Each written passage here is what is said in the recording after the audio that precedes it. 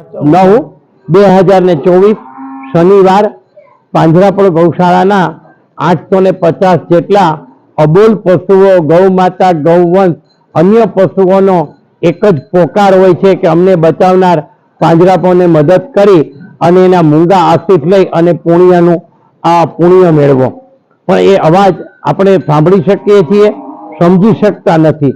એટલે અવાજ પરમાત્માને કહે છે, સંકેત આપે, અને પરમાત્મા દાતા પરિવારને સંકેત આપે છે.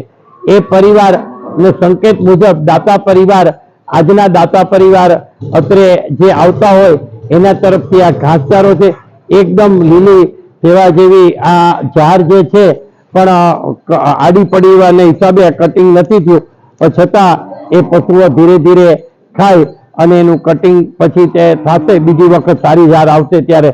પણ એ અહીંયા આખો દિવસ અહીંયા રેતીની ચોખ્ખાઈ ને બધું અમારે આજે અહોભાગ્ય છે કે અમારા નિરીક્ષણ માટે અલ્તાફભાઈ લારીવાળા તરીકે જે સુપ્રખ્યાત છે એ અહીંયા પાંજરાપોળ ગૌશાળાની અત્રે અહીંયા મુલાકાત માટે આવ્યા છે.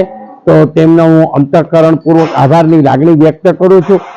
જે લોકો દાતા પરિવાર જે છે, જેને જે પણ કાંઈ રકમ આપી છે એ રકમ એને કુદરત વધારે આપે અને અલ્લાહ વધારે આપે અને એ સારા સત્કાર્યમાં વાપરો એવી આજના મંગળ દિવસે હું અભ્યર્થના કરું છું. અને જે લોકો દાન આપે છે એને નતમસ્તકે હું વંદન કરું છું. સાથોસાથ અમરેલીમાં એક સ્મશાન યાત્રા જ્યારે હોય છે ત્યારે સ્મશાનમાં પ્રાર્થના બોલ્યા પછી પણ કંઈ પણ ભાવના હોય છે કે કંઈક રૂમાલ પાથરી અને રકમ એકત્રિત કરવી, એવી મારી થોડીક ભાવના હોય છે. તો લગભગ હું હાજર હોઉં તો બોલતો હોઉં છું અને નીકળ લોકો રૂમાલ પાથરે છે અને રકમ પાંજરાપોળ ગૌશાળામાં આપે છે. તો એનેથી પાંજરાપોળને ઘણી હૂંફ મળે છે અને સ્મશાનના યાત્રીઓ હોય છે એને પુણ્યના ભાગીદાર થવાનું ફળ પ્રાપ્ત થાય છે.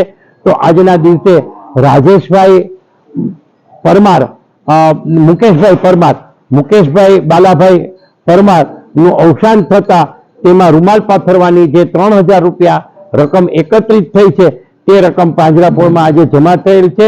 તેમના આત્માને ભગવાન શાંતિ અર્પે, શ્રી ગોપાલાલ ભગવાન એને નિજ ચરણોમાં સેવાનો અધિકાર આપે, એ જ આજના મંગલ દિવસે અભ્યર્થના. સ્મશાન યાત્રીઓને પણ પુણ્યનું ફળ પ્રાપ્ત થયું છે. અસ્તુ. ખાસ તો પુનઃ અલ્તાફભાઈની અહીંયા વિઝિટ બદલ હું એક આભારની લાગણી વ્યક્ત કરું છું. અસ્તુ.